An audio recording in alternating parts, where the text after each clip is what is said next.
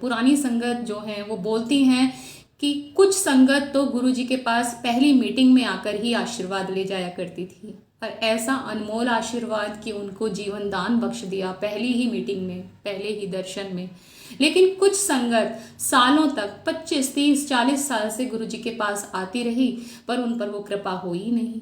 तो सारा लेखा जोखा कर्मों का है। कर्म कहीं ना कहीं तो आपको भोगने ही पड़ते हैं। तो बात करते हैं एक बैंक अकाउंट की। हम सबके पास बैंक अकाउंट्स होते हैं, उसमें हम सेविंग्स डालते हैं। जब हमें कोई घर लेना है या हमें कार लेनी है, कोई भी मोटा खर्चा आ गया है, तो हम लोन लेते हैं और वो लोन हमें चुकाना पड़ता है। तो अब इस खाते को हम देखते हैं अपने कार्मिक खाते से मिलाकर। अब मेरा एक कार्मिक अकाउंट है, उसमें जब मैं अच्छे कर्म करती हूँ तो मैं सेविंग्स करती जा रही हूँ। लेकिन जैसे ही मैंने कोई गलती करी, मैंने कोई कुकर्म किया, मैंने कोई पाप किया, तो वो सेविंग्स मेरी खर्च होती जा रही है। हम इतनी गलतियां कर बैठते हैं जाने अनजाने कि हम सिर्फ उस सेविंग्स को उड़ा ही नहीं देते, बल्कि हमें कर्ज लेना पड़ता है अपने जीवन को चलाने के लिए, और वो खाता नेगेटिव में होता जाता है। और जब हम ये कर्ज लेते हैं तो कर्ज तो चुकाना है।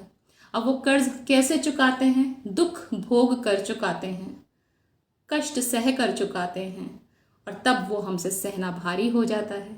तो संगत जी, वो कष्ट सहने के लिए बहुत से किरदार हमारे जीवन में आते हैं, हमें बहुत पीड़ाएं दुख देकर जाते हैं, और सेम ऐसे ही हम दूसरों के जीवन का हिस्सा बनते हैं उन कर्म को चुकाने के लिए या भोगने के लिए। तो ये एक कार्मिक साइकिल है।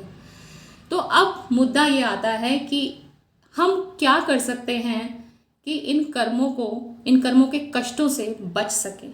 तो उसके 3 तरीके हैं संगत जी। पहला तरीका ये है कि हम सत्कर्म के मार्ग पर चलें। वो कैसे चलेंगे कि हम सेवा कर सकें, लोगों की मदद कर सकें, जो हमसे हो पाए वो हम लोगों के लिए कर सकें।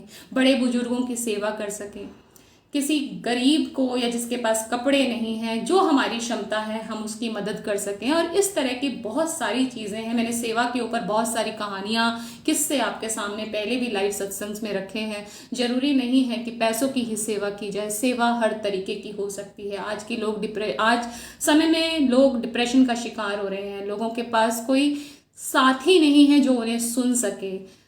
Senior citizens old age home में हैं, वो उनकी आंखें तरसती रहती हैं कि कोई आए उनका अपना जो उन्हें सुन सके। तो इस तरह की सेवा भी आप कर सकते हैं। और बड़े बुजुर्गों की जब सेवा करते हैं तो यकीन मानिए बहुत ब्लेसिंग्स मिलती हैं, बहुत आशीर्वाद मिलता है। तो एक तरीका है उन कष्टों को कम करने का, सेवा। दूसरा हम तरीका जानते हैं।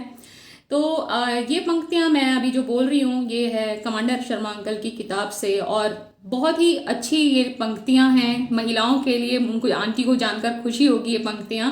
तो अच्छे कर्मों का संकलन और बुरे कर्मों के भुगतान का सबसे आसान रास्ता है हमारी जिंदगी में मौजूद औरतों की इज्जत करना, उन्हें प्यार करना और उनका ख्याल रखना। फिर चाहे वो हमारी माँ, हमारी पत्नी, हमारी बहन, प्यारी बेटी, हमारे पड़ोस में रहने वाली महिला या फिर एक महिला संगत ही क्यों ना हो। गुरुजी कहा करते थे कि वो आंटियों को पहले आशीर्वाद देते हैं, क्योंकि आंटियां हमेशा अपने पूरे परिवार का सोचती हैं। अंकल पहले अपने बारे में सोचते हैं। एक पिता सोचता है कि अगर उसे आशीर्वाद मिला तो वो परिवार का ख्याल रख सकता है। एक स्त्री का यह विश्वास है कि उसके बच्चे, उसका पति, उसके माता पिता, सास ससुर को पहले आशीर्वाद मिलना चाहिए। उसकी तकलीफ, उसके कष्ट तो बाद की बात है। तो संगत जी, ये है दूसरा तरीका कि हमारी जिंदगी में जो भी महिलाएं हैं हम उनका आदर सत्कार करें। गुरुजी ने काफी संगत से बोला था कि मेरी कृपा घर की औरतों की भक्ति से होकर जाती है। अगर घर की महिला मेरी संगत है तो मेरी कृपा, संगत मतलब मुझे मानती है, भगवान में मानती है, तो मेरी कृपा उस घर के तरफ उस औरत से होकर जाती है। तो संगत जी, घर की महिला को अन्नपूर्णा देवी भी बोला जाता है। तो हमेशा महिलाओं का, आपके जीवन संगिनी का आप लोग ख्याल रखें, उनको मान सम्मान दें। क्योंकि आपने, अगर हम एस्ट्रोलॉजी के पॉइंट ऑफ व्यू से भी सोचते हैं, कहते हैं, तो वो उसमें बोला जाता है कि लग्जरीज जो है वो आपको वीनस प्लैनेट देता है, जो कि तब आपका स्ट्रांग होता है जब आप घर की महिलाओं को खुश रखते हैं, उनको मान सम्मान देते हैं, उनको प्यार देते हैं।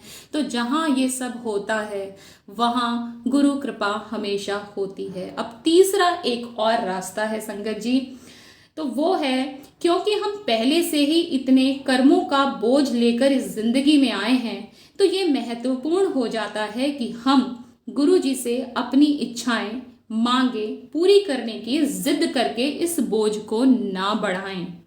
अगर हम गुरु जी से कुछ मांगेंगे ही नहीं तो फिर हमें आशीर्वाद के रूप में जो भी मिलेगा उसका भुगतान हमें नहीं करना पड़ेगा।